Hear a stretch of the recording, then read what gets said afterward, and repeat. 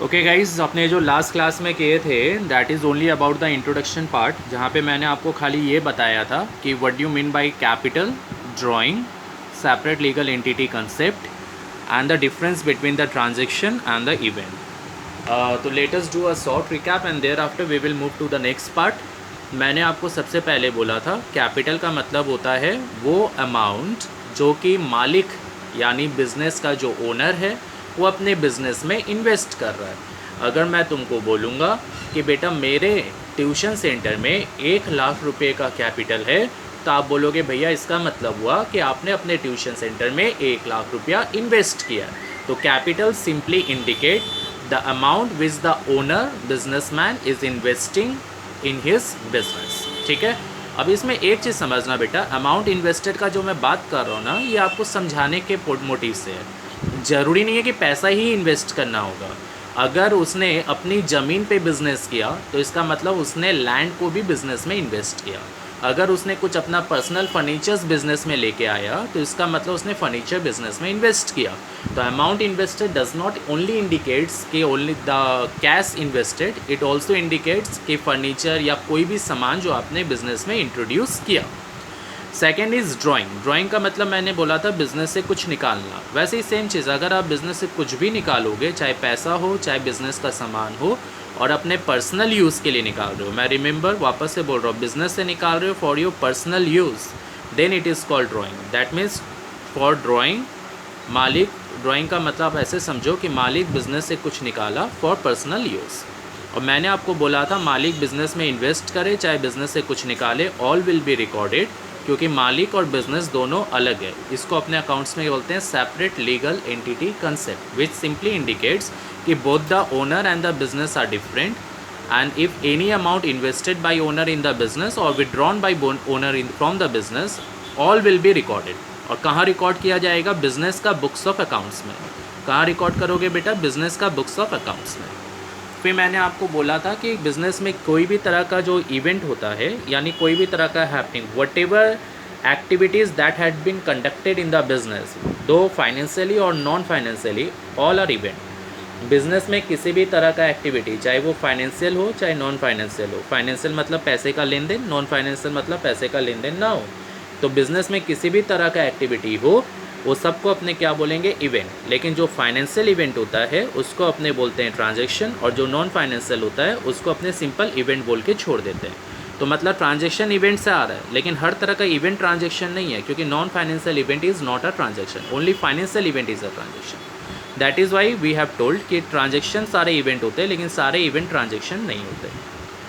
Transaction होने के लिए बेटा मैंने आपको 2-3 चीज़ बोला था। आज एक बार शॉर्ट रिकैप अपने फटाफट देखेंगे ओनली ऑन ट्रांजेक्शन। ट्रांजेक्शन के बारे में बहुत अच्छा से समझना। ट्रांजेक्शन का मतलब होता है वो सारी घटनाएं बिजनेस के वो सारे हैपनिंग्स जहाँ पर पैसे का लेन देन हो रहा है, जहाँ पर बिजनेस का फाइनेंशियल पोजीशन चेंज हो रहा है। वेरी इंपॉर्टेंट पॉइंट, बिजनेस का फाइनेंशियल पोजीशन चेंज हो रहा है। तुम बोलेगा भैया एक बार फाइनेंशियल पोजीशन समझा दीजिए, तो इसका मतलब होता है कि बिज़नेस में किसी तरह का फ़ायदा या बिज़नेस में किसी तरह का नुकसान, बिज़नेस में किसी भी तरह का फ़ायदा या बिज़नेस में किसी भी तरह का नुकसान, अगर बिज़नेस में किसी भी तरीके से गेन हो रहा है या बिज़नेस में किसी भी तरीके से लॉस हो रहा है, तो उसको अपने बोलते हैं बिज़नेस का फाइनेंशियल पोजीशन चेंज हो रहा है। और अगर बिज़नेस का फाइनेंशियल पोजीशन चेंज हुआ तो अपने को उसको बिज़नेस के बुक्स ऑफ अकाउंट्स में लिखना पड़ेगा, और उसको अपने क्या बोलेंगे? ट्रांजैक्शंस। तो मैं ट्रांजैक्शन का फीचर में ये पकड़ के चल रहा हूँ, जो भी घटना मनी में मेज़रेबल है, मनी के टर्म्स में उसका तुलना किया जा सकता है, या बिज़नेस का फाइनेंशियल पोजीशन चेंज हो रहा है। और एक सबसे इम्पॉर्टेंट बात और ऐड कर रहा हूँ आज, क्या?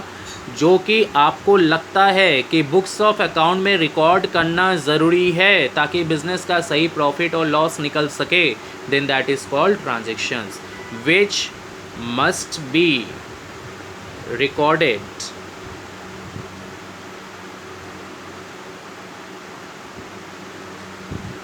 इन बुक्स ऑफ अकाउंट्स। जो आपको लगता है कि बुक्स ऑफ अकाउंट्स में रिकॉर्ड होना ज़रूरी है ताकि बिज़नेस का प्रॉफिट लॉस निकल सके, तो उसको अपने ट्रांजेक्शन्स बोलेंगे।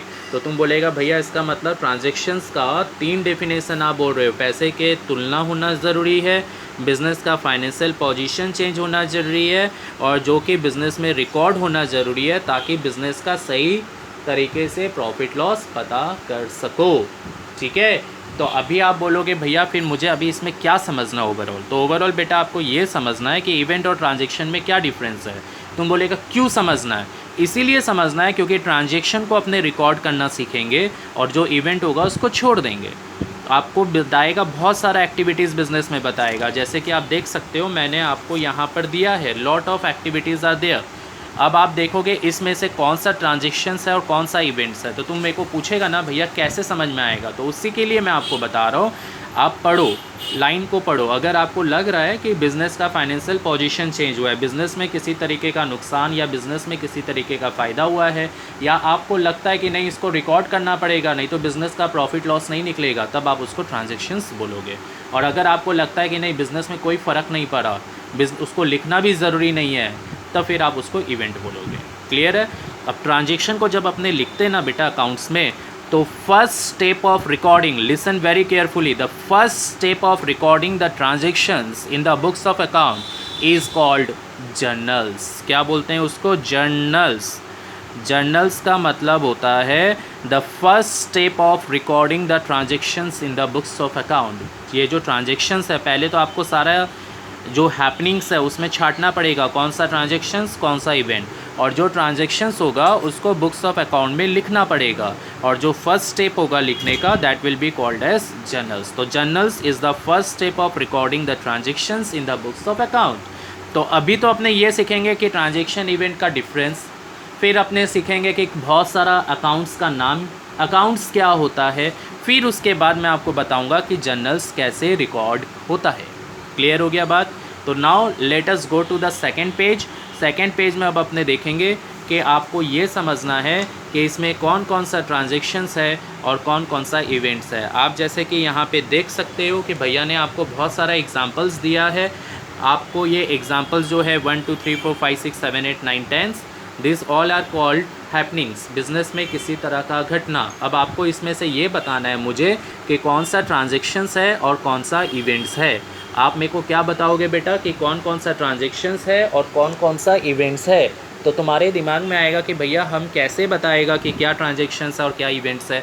तो अभी मैं बताया था, फिर रिपीट कर दे रहा हूँ। जहाँ आपको लगेगा कि इसको रिकॉर्ड करना ज़रूरी है बिज़नेस में क्योंकि बिज़नेस का प्रॉफिट और लॉस निकलेगा, या आपको लगता है कि बिज़नेस में किसी भी तरीके का फ़ायदा या बिज़नेस में किसी भी तरीके का नुकसान हुआ है, या आपको लगता है कि इसका रिकॉर्ड होना ज़रूरी है, तो फिर आप समझ जाइएगा कि वो ट्रांजेक्शन्स है। और अगर आपको लगता है नहीं बिज़नेस में कुछ भी फ़र्क नहीं पड़ा, तो अब आप उसको इवेंट बोलिएगा। एक चीज़ याद रखिएगा, बिज़नेस को फ़र्क पड़ना चाहिए, बिज़नेसमैन को नहीं। ओनर के पर्सनल पॉकेट से क्या जा रहा है या मालिक के पर्सनल पॉकेट से क्या जा रहा है वो मैटर नहीं करता है। बिज़नेस में क्या आ रहा है, बिज़नेस से क्या जा रहा है, बिज़नेस में क्या फ़ायदा है, बिज़नेस में क्या नुकसान है, that is what we need to record. बाकी से अपने को कोई मतलब नहीं है। क्लियर हो गया बात। अब देखो सबसे पहले इसमें क्या बोल रहा है, mister A started business with cash and furniture, amount दे दिया। अब आप बोलोगे भैया लाइन नहीं समझ में आया, तो बेटा सबसे पहले ये बताओ who is starting the business. Mister A is starting the business, इसका मतलब जो मिस्टर ए है, वो मिस्टर ए जो है ही इज़ द ओनर, वो बिज़नेस का मालिक है, वो बिज़नेस को स्टार्ट किया। अब वो बिज़नेस को स्टार्ट किया तो उसने बिज़नेस में इन्वेस्ट किया है कैश 10,000 और फर्नीचर लेके आया है बिज़नेस में 20,000। तो तुम बोलेगा भैया ये तो कैपिटल है, आपने कैपिटल का मतलब यही तो बताया था कि मालिक ने बिज़नेस में क्या पैसा इंट्रोड्यूस किया। तो एग्जैक्टली बेटा ये जो कैश उसने बिज़नेस में इन्वेस्ट किया 10,000 रुपया और फर्नीचर बिज़नेस में इन्वेस्ट किया 20,000 का, तो इसका मतलब बिज़नेस में कैश आया और फर्नीचर आया, दोनों मिला दो तो 30,000 रुपीज़ मालिक ने बिज़नेस में इन्वेस्ट किया। ये 30,000 को अपने क्या बोलेंगे, कैपिटल। अब अपना क्वेश्चन आता है कि ये ट्रांजैक्शन है कि इवेंट है। तो बेटा ये ट्रांजैक्शन है ना, क्यों? क्योंकि बिज़नेस में क्या आया, पैसा आया, बिज़नेस में क्या आया और फर्नीचर आया। बिज़नेस का फाइनेंशियल पोजीशन चेंज हुआ, आंसर है यस, बिज़नेस की आर्थिक स्थिति चेंज हुई। क्या इसको रिकॉर्ड करना ज़रूरी है? अरे एकदम रिकॉर्ड करना ज़रूरी है, क्योंकि कैश आया, अगर नहीं रिकॉर्ड करोगे तो हिसाब कैसे मिलेगा?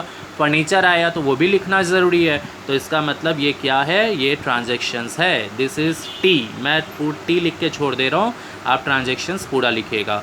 और आप अपने से भी ऐड कीजिएगा, अगर आपको लगता है कि मैं भूल जा रहा हूँ, कि मुझे याद नहीं रह रहा है कि भैया ने क्या समझाया, तो आप ज़रूरी नहीं है कि जो मैं लिख रहा हूँ वही आप लिखोगे। अगर आपको लगता है कुछ एक्स्ट्रा आपको लिखना है तो आप लिखते रहिए। तो ट्रांजैक्शन ये क्यों है? क्योंकि बिज़नेस का फाइनेंशियल पोजीशन चेंज हुआ, बिज़नेस में एक पैसा आ रहा है, फर्नीचर आ रहा है। ये क्या चीज़ है? कैश और फर्नीचर जो बिज़नेस में इन्वेस्ट किया, दिस इज़ कैपिटल। कितने रुपए का कैपिटल है? 30,000। कैपिटल क्या फॉर्म में आया है? कैश में आया है 10,000 और फर्नीचर में आया है 20,000। Second, purchase goods worth ₹5,000। बेटा एक कंसेप्ट और क्लियर करना चाहूँगा यहाँ पे। अगर आपको एग्ज़ाम में कुछ भी देगा ना, आप हमेशा यही मानोगे वो बिज़नेस से रिलेटेड है, जब तक कि क्वेश्चन में ये नहीं बोल देता कि मालिक का पर्सनल पैसा कुछ इधर उधर हुआ है। मैं रिपीट कर रहा हूँ, जो भी चीज़ आपको यहाँ पे दे रहा है, everything is related to business unless and until question specifically provide कि that it belongs to the owner's personal property. जब तक के क्वेश्चन में नहीं बोल देता कि मालिक का पर्सनल है, तब तक आप यही मानोगे सब कुछ बिजनेस का ही है। अब सेकंड देखो क्या बोल रहा है आपको, परचेज गुड्स वर्थ ₹5,000। तुम बोलेगा भैया मतलब परचेस मतलब खरीदना, गुड्स मतलब सामान, वर्थ मतलब मूल्य, वैल्यू। तो मालिक ने गुड्स खरीदा कितने रुपए का? 5,000। अब बेटा आप ये नहीं मानोगे कि मालिक का पर्सनल पैसा लगा है, इसमें आप ये मानोगे बिजनेस का पैसा से बिजनेस ने सामान खरीदा। यही चीज़ मैं आपको समझा रहा हूँ। जब तक क्वेश्चन नहीं बोलेगा आप मानोगे सब कुछ बिज़नेस का ही है। इस क्वेश्चन लाइन का मतलब हुआ बिज़नेस का 5,000 रुपया से हम लोग ने बिज़नेस के लिए सामान खरीदा। तो बिज़नेस में क्या आया? सामान आया। बिज़नेस से क्या गया? पैसा गया। क्या बिज़नेस का फाइनेंशियल पोजीशन चेंज हुआ? आंसर है यस, पैसा जा रहा है, सामान आ रहा है। तो क्या इसको रिकॉर्ड करना ज़रूरी है? आंसर है ऑफ कोर्स रिकॉर्ड करेंगे, क्योंकि रिकॉर्ड नहीं करेंगे तो कैसे मालूम पड़ेगा कि पैसा गया है और सामान आया है? तो इसको भी रिकॉर्ड करना ज़रूरी है, इसीलिए ये भी क्या है? Transactions. Now we are going to the third one ना, goods stolen from godown. Godown से चोरी हो गया। कहाँ से चोरी हुआ? गोडाउन से। किसका गोडाउन? बिजनेस का गोडाउन। क्या चोरी हुआ? सामान चोरी हुआ। क्या बिजनेस को नुकसान हुआ है? आंसर है यस। क्या इसको रिकॉर्ड करना ज़रूरी है? आंसर है यस, नहीं तो लॉस कैसे निकलेगा? इस लाइन को दूसरे तरीके से देखो, goods destroyed in transit. Transit मतलब रास्ते में। आपने सामान खरीदा बिजनेस का, आप उसको लेके आ रहा था, रास्ते में नुकसान हो गया। तो कोई भी तरह का नुकसान अगर बिजनेस को हो रहा है तो उसको भी रिकॉर्ड करना होगा, क्योंकि बिजनेस का फाइनेंशियल पोजीशन चेंज हो रहा है। तो this is also again a transaction. ठीक है, अब बहुत ध्यान से सुनना। इनकैस्ट, तुम बोलेगा भैया इनकैस्ट का मतलब बता दीजिए। बेटा इनकैस्ट का मतलब होता है निकालना। तुम बोलेगा निकालना मतलब कुछ कहीं से कुछ निकालना। तो बेटा इनकैस्ट का मतलब होता है कुछ दे के पैसा लेना। तो उसको अपने सिंपल लैंग्वेज में समझेंगे निकालना। तो मैं फिर रिपीट कर रहा हूँ, इनकैश का मतलब होता है कुछ दे के पैसा लेना। तो इनकैश पर्सनल वर्ड बोल दिया। देखो पर्सनल मतलब यहाँ पे बिजनेस का नहीं, मालिक का। तो इनकैश पर्सनल सेविंग मतलब जो बचत करते हो, सर्टिफिकेट ऑफ ₹20,000। तुम बोलेगा भैया ये क्या है? बेटा अपने सब कोई पैसा क्या करते हैं? सेव करते हैं ना। कोई आदमी पैसा का फिक्स डिपॉजिट करा देता है, कोई आदमी पैसा पोस्ट ऑफिस में जमा करवा देता है। तो वैसे मालिक ने भी कुछ रुपया अपना कहीं पे जमा किया था। कितना रुपया? 20,000। किसने किया था? मालिक ने। बिज़नेस का बात नहीं कर रहा हूँ। तुम बोलेगा भैया आपको कैसे मालूम पड़ा कि मालिक का है, बिज़नेस का नहीं है? तो देखो बेटा लिखा हुआ है ना पर्सनल का मतलब किसका हुआ? मालिक का हुआ, बिज़नेस का नहीं हुआ। मैंने आपको आगे ही बोला कि क्वेश्चन में बताएगा आपको कि ये मालिक का है। अगर क्वेश्चन में नहीं बोल रहा है तब आप मानोगे बिज़नेस का है। तो यहाँ जब बोल दिया आपको कि पर्सनल, तो इसका मतलब ये पर्सनल किसका है? मालिक का है। मालिक का क्या है? मालिक का कुछ सेविंग किया हुआ सर्टिफिकेट है। क्या हुआ उसका? इनकैश हुआ। इनकैश का मतलब क्या बताया था? कुछ दे के पैसा लेना। तो इसका मतलब मालिक ने सर्टिफिकेट दिया और पैसा लिया। नहीं समझा, वापस से समझाओ। मालिक ने क्या दिया? सर्टिफिकेट। क्या लिया? पैसा। सर्टिफिकेट किसका है? मालिक का है। पैसा किसका आ रहा है? मालिक का आ रहा है। क्या बिज़नेस में कुछ आया? नहीं। बिज़नेस का फाइनेंशियल पोजीशन चेंज हुआ? नहीं। क्या इसको रिकॉर्ड करना ज़रूरी है? नहीं। तो तुम बोलेगा क्यों? क्योंकि सब कुछ बिजनेस का नहीं बल्कि मालिक का है। बिजनेस का ना तो सर्टिफिकेट है, ना ही वो सर्टिफिकेट को दे के जो पैसा मिला वो बिजनेस का है। ये सब मालिक का खुद का है। यानी यहाँ से लेके यहाँ तक जो लाइन क्वेश्चन में बोल रहा है ये कुछ भी रिकॉर्ड नहीं होगा। यहाँ से यहाँ तक पूरा इवेंट है।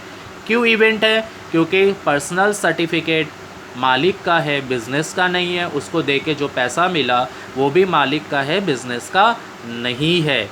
अब आगे क्या बोल रहा है? And deposited ₹15,000 in bank /till। अब तुम बोलेगा भैया इसका मतलब क्या हुआ? तो बेटा पहले तो मैं आपका कन्फ्यूज़न दूर कर दूँ। ये जो TILL देख रहे हो इसको अकाउंटिंग टर्म्स में कैश बॉक्स के लिए यूज़ किया जाता है। बिज़नेस का जो कैश बॉक्स होता है, गल्ला जिसको अपने हिंदी में बोलते हैं गल्ला, यानी जहाँ पे पैसा रखा जाता है, तो उसके लिए कई बार अकाउंट्स में वर्ड यूज़ हो जाता है। अपने लोग को सम्स में कहीं कहीं दिया हुआ रहता है TILL। तो आपको अब इस लाइन का मीनिंग समझना होगा। मालिक ने अपना पर्सनल सर्टिफिकेट दे के 20,000 रुपया निकाला और उस 20,000 में से 15,000 रुपया बिज़नेस का बैंक में यानी बिज़नेस के अकाउंट में जमा कर दिया या फिर बिज़नेस के कैश बॉक्स में रख दिया। दोनों में से कोई भी है, ठीक है। तो तुम बोलेगा भैया आपको कैसे समझ में आया कि बिज़नेस का बैंक है? तो बेटा मैंने बोला ना, जब तक पर्सनल वर्ड नहीं बोलेगा सब कुछ बिज़नेस का है। यहाँ पर्सनल बोला इसलिए अपने ये सब पर्सनल मान के चले। यहाँ कुछ नहीं बोला मतलब ये ऑफिस का है। तो मालिक का पर्सनल 20,000 रुपया में से मालिक ने 15,000 रुपया बिज़नेस में जमा किया। तो बिज़नेस में कितना रुपया आया? 15,000। क्या बोल रहे हो? करेक्ट, सही बोल रहे हो। क्या ये कैपिटल है? मालिक का पर्सनल पैसा बिज़नेस में आया, कितना रुपया? 15,000। तो 15,000 कैपिटल हो गया। तो क्या मालिक बिज़नेस चालू करने के बाद भी साल के बीच में पैसा दे सकता है बिज़नेस में? भाई मेरा बिज़नेस है, मैं जितना मन उतना पैसा इन्वेस्ट करूँ, जब मन तब इन्वेस्ट करूँ, मेरे ऊपर कौन रोक लगाएगा? मेरा बिज़नेस है, मेरा ट्यूशन सेंटर है, जितना मन उतना रुपया लगाऊंगा, जितना मन उतना रुपया निकालूंगा। तो मालिक ने अपना पर्सनल जो 20,000 का काम किया ये तो इवेंट था, लेकिन उसमें से जो 15,000 रुपया बिज़नेस में जमा कर दिया ये ट्रांजैक्शन हो गया। क्योंकि बिज़नेस में पैसा आ गया, बिज़नेस का फाइनेंशियल पोजीशन चेंज हो गया, इसको रिकॉर्ड करना ज़रूरी है। ठीक है बेटा, अच्छा लगा? तो अब अगर आपको लगता है कि नहीं एक बार और समझना है तो बेटा वीडियो है, आप आराम से इसको रिवाइंड करिए, वापस से सुनिए। भैया वापस से आपको उसी तरीके से उतना ही अच्छे तरीके से वीडियो में वापस सुनाता हुआ मिलेगा, ठीक है। Now going to the next one, sold wife ornaments of ₹50,000। अब तुम बोलेगा भैया मतलब? बेटा वाइफ का गहना बेचे हो।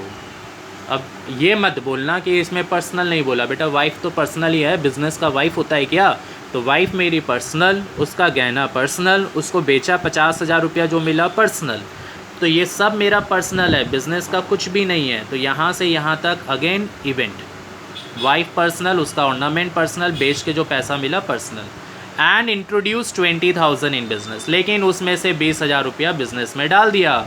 तो बिज़नेस में जैसे ही डाल दिया ये क्या बन गया? ट्रांजैक्शन। यानी आप बोलोगे कि भैया इसका मतलब 50,000 को रिकॉर्ड नहीं करना है। करेक्ट, जो इवेंट है उसको रिकॉर्ड नहीं करेंगे। जैसे यहाँ पे भी पर्सनल सर्टिफिकेट था ना 20,000 का, इसको रिकॉर्ड नहीं करेंगे, लेकिन जो 15,000 आपने बिज़नेस में डाल दिया था वो रिकॉर्ड होगा। वैसे 50,000 रिकॉर्ड नहीं होगा, लेकिन उसमें से जो 20,000 आपने बिज़नेस में डाल दिया ये 20,000 की रिकॉर्डिंग होगी, ठीक है। Deposited cash into the bank, कुछ भी तुम्हारा पर्सनल नहीं है, बिज़नेस का पैसा बिज़नेस के अकाउंट में जमा हुआ। तो तुम बोलेगा भैया क्या फ़र्क पड़ता है, बिज़नेस का तो फाइनेंशियल पोजीशन चेंज नहीं हुआ, बिज़नेस का पैसा बिज़नेस के बैंक में जमा हो गया। तो बेटा मैंने आपको क्या बोला, दोनों एस्पेक्ट से सोचोगे।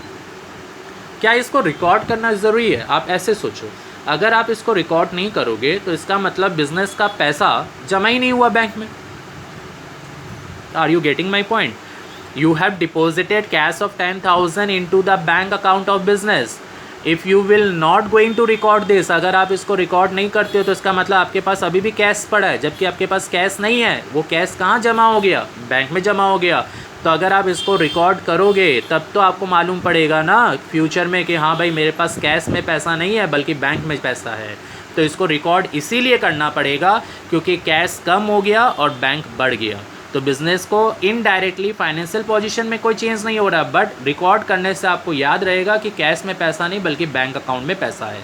तो it is necessary to record to reconcile, मिलाने के लिए किसको, कैश को और बैंक का बैलेंस को, तो इसीलिए इसको रिकॉर्ड करना पड़ेगा और ये क्या बन जाएगा, transaction. Exchange ₹2000 for 500 rupee notes, आपने 2000 रुपये का खुला करवाया 500 का नोट्स का, यानी आपने 4 500 का नोट लिया और 2000 रुपया दिया, तो क्या इसको रिकॉर्ड करना पड़ेगा। तो बेटा प्लीज़ ये मत बोलना कि भैया 4 नोट आ गया एक नोट के बदले, तो ये तो आप भी समझ रहे हो, आ तो 2000 रुपया है, क्या चीज़ में आ रहा है, कैश में ही तो आ रहा है, क्या आ रहा है, 4 नोट आ गया 500 का, क्या गया, कैश ही गया, तो कैश गया, कैश आया, आपने खुला करवाया, ना तो बिज़नेस का फाइनेंशियल पोजीशन चेंज होना है और ना ही इसको रिकॉर्ड करना ज़रूरी है।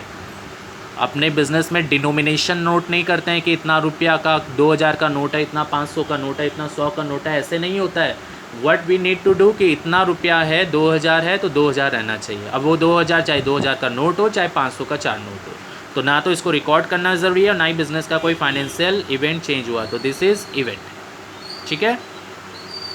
Transfer ₹2000 from HDFC bank to ICICI bank, आपने HDFC बैंक से ICICI बैंक में पैसा जमा किया, दोनों बिज़नेस का है, एक बैंक से निकाल के दूसरे बैंक में जमा किया, तो तुम बोलेगा भैया इसको क्यों रिकॉर्ड करें, ना तो फाइनेंशियल पोजीशन चेंज हुआ, ना ट्रांजेक्शन, ना रिकॉर्ड करना ज़रूरी है। हाँ क्या बोले हो, रिकॉर्ड करना ज़रूरी नहीं है, क्या बात करते हो बेटा।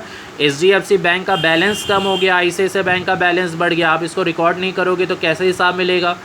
मान लो कि मैंने इसको रिकॉर्ड नहीं किया और मैं कल तुमको एक चेक दे दूँ HDFC बैंक का, वो तो बाउंस हो जाएगा, बैंक वाला बोलेगा HDFC बैंक में अकाउंट में बैलेंस ही नहीं है, क्यों, क्योंकि मैं तो उसको ICICI बैंक में जमा कर चुका हूँ। तो इसको रिकॉर्ड करना होगा ना, ताकि मुझे मालूम रहे कि पैसा कौन से अकाउंट में है, ICICI में कि HDFC, दो अलग अलग बैंक है, तो इसको रिकॉर्ड करना ज़रूरी है। तो ये क्या बन जाएगा, ट्रांजेक्शन्स। क्लियर हो गया बात। Appointed mister C as a manager for ₹10,000 per month, हाँ हड़बड़ी नहीं, ट्रांजेक्शन नहीं है बेटा, इवेंट है। तुम बोलेगा क्यों भैया, पैसा दे रहे हो, कहाँ बोला है पैसा दे रहे हो, आपको क्वेश्चन में बोला है आपने अपॉइंट किया है किसको, मिस्टर C को, कहाँ पे, मैनेजर के पोस्ट पे, कितने रुपया महीना पे, 10,000 रुपया महीना पे। बेटा अपॉइंट किया, I am not paying him 10,000, अभी मैं उसको पैसा नहीं दे रहा हूँ, पैसा तो महीने के एंड में दूंगा, तो अभी तो खाली अपॉइंटमेंट हुआ है और बताया गया कि तुमको 10,000 मिलेगा, अभी दिए नहीं हो कुछ भी, ना गया ना आया, ना बिजनेस का फाइनेंशियल पोजीशन चेंज हुआ, तो this is event. Received an order for ₹25,000 from mister X, wait, क्या ऑर्डर मिला है, कितने रुपए का, 25,000 का, किससे, मिस्टर एक्स से, पैसा आया नहीं, पैसा गया नहीं, सामान दिए हो उसको नहीं, अभी तो खाली ऑर्डर मिला है, तो क्या है, इवेंट। लेकिन बोल रहा है कि उसने 10,000 रुपया एडवांस दे दिया, तो बिज़नेस में कितना रुपया एडवांस आया, 10,000, क्या बिज़नेस का फाइनेंशियल पोजीशन चेंज हुआ, यस। क्या रिकॉर्ड करना ज़रूरी है, यस, तो 10,000 रुपया क्या है, ट्रांजेक्शन है। क्लियर हो गया, समझ में आया बेटा। तो ट्रांजेक्शन और इवेंट में डिफरेंस आप कैसे समझोगे, आप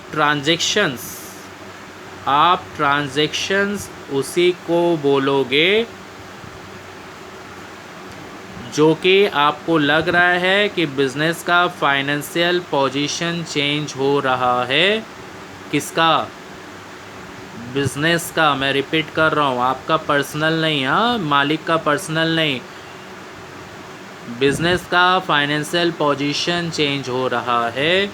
सेकंड, आपको लगता है रिकॉर्डिंग इज़ नेसेसरी, उसको रिकॉर्ड करना ज़रूरी है, तब आप उसको बोलोगे कि हाँ भैया ये तो ट्रांजेक्शन है। बेटा इसको छोड़ के और भी फीचर्स होता है, जैसे मैंने आपको पीछे बताया था ना कि मेजरेबल,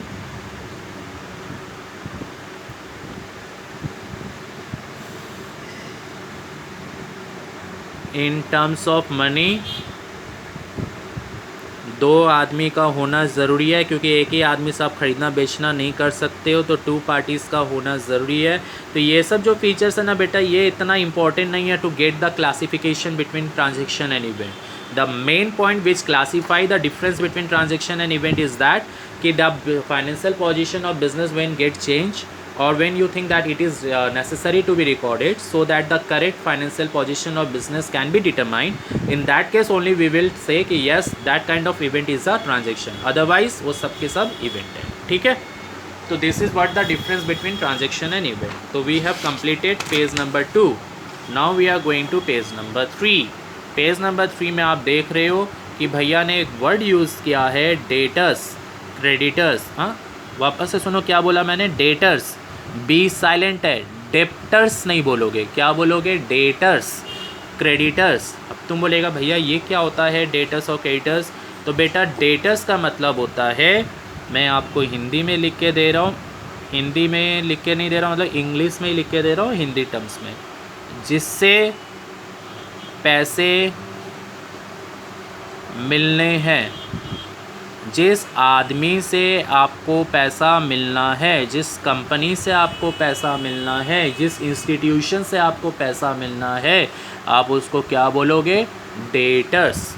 और क्रेडिटर्स का मतलब हो गया जिसको पैसा देना है, जिसको पैसा देना है, आप उसको क्या बोलोगे, क्रेडिटर्स। तो जिससे पैसा मिलना है डेटर्स और जिसको पैसा देना है क्रेडिटर्स। अगर मान लो कि मैंने एक आदमी को माल बेचा, मेरा बिज़नेस से मैंने मिस्टर ए बोल के आदमी है उसको माल सेल किया, क्या किया, सेल किया। कितने रुपए का माल बेचा मैंने उसको, 10,000 रुपये का माल बेचा। कहा कैसे बेचा, ऑन क्रेडिट, उधार में बेचा। किसको, मिस्टर ए को। क्या चीज़ बेचे हो, सामान बेचे हो, तो क्या उससे पैसा मिलना है, आंसर है यस। तो मिस्टर ए को बोलोगे डेटर्स। जिस आदमी को आपने माल बेचा और आपको उसने पैसा नहीं दिया बल्कि पैसा मिलना बाकी है, तो उस आदमी को आप क्या बोलोगे, डेटर्स। और क्रेडिटर्स का मतलब हो गया जिस आदमी से आपने माल ख़रीदा। तुम बोलेगा मान लो मैंने मिस्टर ए से माल ख़रीदा, अब की बार एरो इधर कर दे रहा हूँ, यानी मैंने मिस्टर ए से माल ख़रीदा। कितने रुपए का माल ख़रीदा, 10,000 रुपये का। क्या उधार में ख़रीदा, आंसर है यस। तो क्या इसको पैसा देना है, यस। मिस्टर ए को पैसा देना बाकी है, तो मिस्टर ए को आप क्या बोलोगे, क्रेडिटर्स। तो जिस आदमी से पैसा मिलना है डेटर्स और जिस आदमी को पैसा देना है क्रेडिटर्स। क्लियर हो गया। 2 मिनट मन में सोचो, डेटर्स जिससे पैसा मिलना है, क्रेडिटर्स जिसको पैसा देना है। तो बेटा डेली लाइफ में आप यूज़ कर लो ना इसको, तो आपको बहुत ईजी हो जाएगा समझने के लिए। 2 मिनट सोच के बताओ, विकास भैया यानी मैं आपके लिए डेटर्स हो कि क्रेडिटर्स हो, विकास भैया यानी मैं आपके लिए डेटर्स हो कि क्रेडिटर्स हो, करेक्ट, मैं आपके लिए क्या हूँ, क्रेडिटर। तुम बोलेगा भैया क्यों, एक बार समझा दो। बेटा आप मुझे क्या दोगे, फीस, तो आप मेरे को पैसा दोगे ना, देना बाकी है, भैया को फीस देना बाकी है, तो भैया आपके लिए क्या हो गया, क्रेडिटर्स। मुझे आपसे क्या मिलेगा, फीस, आप मेरे लिए क्या हो गए, डेटर्स।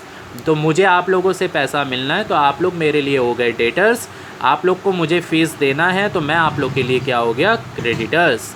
तो इसको डेली लाइफ में यूज़ करोगे, जिससे पैसा मिलना है डेटर्स, जिसको पैसा देना है क्रेडिटर्स, वेरी सिंपल।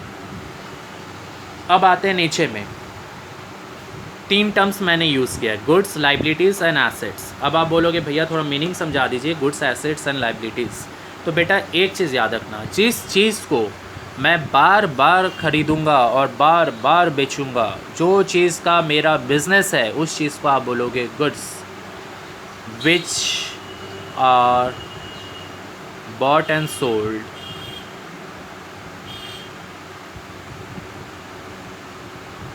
बेटा ये सब एग्ज़ाम में डेफिनेशंस नहीं आएगा, लेकिन अकाउंट्स को समझने के लिए ये सब बहुत ज़रूरी है। ये नहीं समझोगे ना अकाउंट्स, मज़ा ही नहीं आएगा समझ के। तो which are bought and sold for number of times, time दो, सीखो। आप देखो 4-5 वीडियो के बाद आपको अकाउंट्स इतना अच्छा लगने लग जाएगा कि आपको लगेगा भैया अकाउंट्स ही पढ़ाइए ना, मज़ा आता है बहुत। तो गुड्स का मतलब क्या हुआ, which are bought and sold for number of times. तुम बोलेगा मतलब बेटा देखो मैं तो ये जानता हूँ जो स्टूडेंट्स के दिमाग में घुस जाए ना वो बेस्ट। तो आप इसको सिंपल लैंग्वेज में समझो, जिस का बिज़नेस है, जिस चीज़ का बिज़नेस है, ठीक है, थोड़ा ठीक से लिख लेना, जिस चीज़ का बिज़नेस कर रहे हो वो चीज़ आपके लिए गुड्स है। तुम बोलेगा भैया जैसे मान लो मेरा एक स्टेशनरी या ग्रॉसरी शॉप है, ठीक है, मैं अपने दुकान में काफ़ी सारे चॉकलेट्स ख़रीदता हूँ, चॉकलेट्स बेचता हूँ, तो मेरा बिज़नेस ही यही है, चॉकलेट्स ख़रीदना, चॉकलेट्स बेचना। तो चॉकलेट्स मेरे लिए क्या हो गया, गुड्स। मान लो मेरा टीवी का शोरूम है, मैं टीवी ख़रीदता हूँ, टीवी बेचता हूँ, तो टीवी मेरे लिए क्या हो गया, गुड्स। तारक मेहता का उल्टा चश्मा देखते हो ना, उसमें जेठालाल को देखे हो, जेठालाल जी का क्या चीज़ का बिज़नेस है, गड़ा इलेक्ट्रॉनिक्स, बड़ा तेज़ी से बोले हो। तो गड़ा इलेक्ट्रॉनिक्स में वो क्या बेचता है, टीवी, फ्रिज, एसी, ये सब बेचता है ना, मोबाइल्स एंड ऑल। तो ये सब उसके लिए गुड्स है। तुम बोलेगा भैया क्या फ़र्क पड़ता है, आप क्यों बार बार ऐसे समझा रहे हो कि गुड्स है। बेटा इसीलिए समझा रहा हूँ ना, जो चीज़ आप बार बार खरीदोगे, बार बार बेचोगे, तो उसका एक एक आइटम पर आप अलग से प्रॉफिट लॉस नहीं निकालोगे। मान लो कि जेठालाल ने एक टीवी खरीदा और एक टीवी बेचा और उसको उस पर 10,000 रुपये का प्रॉफिट हुआ, तो क्या वो लिखेगा एक टीवी बेच के 10,000 का प्रॉफिट हुआ, दूसरा टीवी बेच के 5,000 का प्रॉफिट हुआ? नहीं बेटा, क्योंकि ये तो उसका काम ही है, वो दिन भर में 4-5 टीवी बेचेगा। तो ऐसे नहीं होता है। वो क्या करेगा, पूरे महीने भर का परचेस, पूरे महीने भर का सेल निकालेगा और दोनों का डिफरेंस देख लेगा, बता देगा कि हाँ भाई मेरा इतने रुपये का प्रॉफिट है। तो यही चीज़ मैं आपको समझा रहा हूँ कि गुड्स इसीलिए बोलते हैं कि जो गुड्स होता है उसका इंडिविजुअल आइटम पे प्रॉफिट लॉस नहीं निकलता है, बल्कि पूरे सर्टेन पीरियड के बाद, यानी 1 महीना या 1 साल या 6 महीना के बाद, या जैसे आपको चाहिए, वीकली बेसिस पे चाहिए, चाहे मंथली बेसिस पे, चाहे क्वार्टरली बेसिस पे, चाहे फोर्टनाइट बेसिस पे, चाहे ईयरली बेसिस पे आप प्रॉफिट लॉस निकालोगे। तो गुड्स का डेफिनेशन जिस चीज़ का आप बिज़नेस कर रहे हो। लेकिन बेटा जो चीज़ का आप बिज़नेस नहीं कर रहे हो, जो सामान आप खरीदते हो यूज़ करने के लिए for a longer duration which you have purchase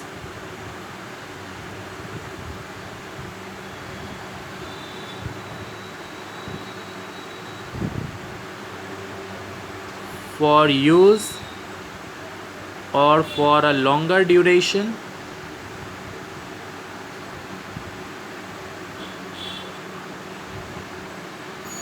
उसको आप बोलोगे एसेट्स। जिसको आपने ख़रीदा लंबे समय के लिए बिज़नेस में, आपने उसको इसीलिए नहीं ख़रीदा कि मैं इसको बेचूंगा। जैसे गुड्स तो आप इसलिए खरीदते हो कि आप जानते हो कि इसको बेचना है, तो इसीलिए वो आपके लिए गुड्स है। लेकिन एसेट्स आप इसलिए खरीदते हो कि आपको लगता है कि मैं उसको यूज़ करूँगा, तो फिर वो आपके लिए एसेट्स है। जैसे मैंने आपको बोला, मान लो मेरा एक स्टेशनरी और ग्रॉसरी का शॉप है, तो मैं चॉकलेट्स बेचता हूँ, थम्सअप बेचता हूँ। तो थम्सअप बेचता हूँ तो थम्सअप के लिए मैंने एक फ्रीज़ ख़रीदा। तो फ्रीज़ जो है ना बेटा, मेरे लिए रेफ्रिजरेटर जो मैंने ख़रीदा, फ्रीज़ जो मैंने ख़रीदा, ये मेरे लिए एसेट्स है। तुम बोलेगा क्यों भैया आपके लिए एसेट्स है? फ्रीज़ बेटा मैंने इसीलिए ख़रीदा है कि मैं उसको बेचूंगा नहीं, बल्कि उस फ्रीज़ को मैं यूज़ में लूँगा और वो फ्रीज़ से मैं अपने बिज़नेस में काम करूँगा। तो फ्रीज़ मैंने इसलिए ख़रीदा है फॉर यूज़ और फॉर लॉन्गर ड्यूरेशन, तो वो मेरे लिए क्या है, एसेट्स है। क्लियर हो गया बात, समझ गया दोनों में डिफरेंस? तो एसेट्स आदमी लोग ख़रीदता है फॉर यूज़। जैसे सपोज़ मेरा ऑफिस है, जैसे बिरला में मैं काम करता हूँ, तो बिरला में जो मेरी ऑफिस है, बिरला में हम लोग ने बहुत सारे एसेट्स खरीद रखे हैं। तुम बोलेगा भैया मतलब, जैसे बिरला में हमने बहुत बड़ा बड़ा फर्नीचर बना रखा है, बिरला में हमारा बहुत सारा AC लगे हुए हैं, तो ये सब हम लोग के लिए क्या है, assets. We have purchase this for use not for sale. हम लोग का बिरला में काम है चीनी बनाना, चीनी बेचना, तो चीनी हम लोग के लिए क्या है, गुड्स। शुगर हम लोग के लिए क्या है, गुड्स। लेकिन जो हम लोग एसेट्स खरीद रहे हैं, जैसे AC खरीद रहे हैं, फर्नीचर्स खरीद रहे हैं, वो सब हम लोग यूज़ करने के लिए ले रहे हैं, तो that all are assets. Clear हो गया एकदम, समझ के? अब बेटा मैं आपको एसेट्स का अलग तरीके से डेफिनेशन समझाऊंगा। तुम बोलेगा क्या भैया? जो एसेट्स का मतलब आप ऐसे समझो कि जिस चीज़ को